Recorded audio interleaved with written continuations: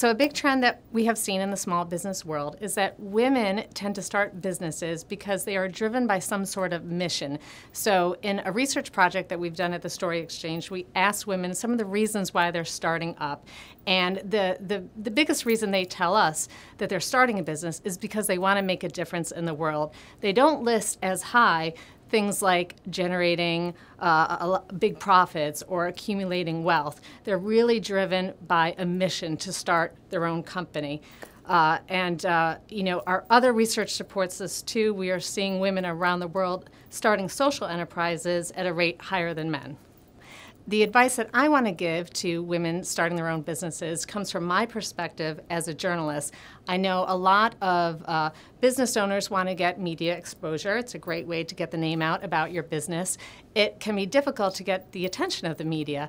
A mistake that I see a lot of business owners make is they use the same pitch that they might use for investors or for customers.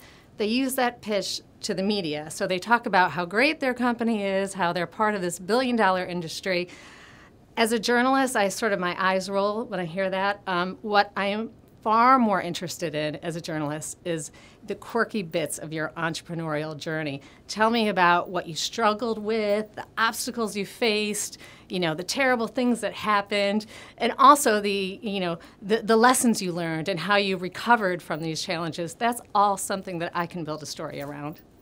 I would say the common traits that I see of super successful entrepreneurs, male or female, is an ability to fly by the seat of one's pants. Entrepreneurship can be terribly unpredictable, so you have to really be able to go with the flow.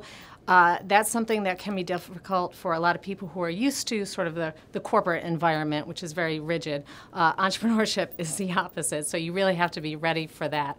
One last trait that I see for entrepreneurs who have made it big is they have worked incredibly hard to get there. This is not easy. Sometimes people can make it look easy. Sometimes when you read about someone and they're super successful and it just seems like everything has fallen into place. That's usually not what has happened, and especially in the early years, they probably had to encounter a lot of naysayers, a lot of obstacles, but they worked hard, overcame them. So hard work is definitely a trait of a successful entrepreneur. The Center for Women in Business is tremendous. I think it's great to have an annual summit where you bring together a lot of successful and talented female entrepreneurs. That's important because what you are doing is you're providing role models for all the women in attendance. So, you can't accomplish what you can't see. So when you can see and hear how these women achieve such great things with their businesses, then you can go out and achieve the same thing. So I think that's an incredible thing that the Center for Women in Business does.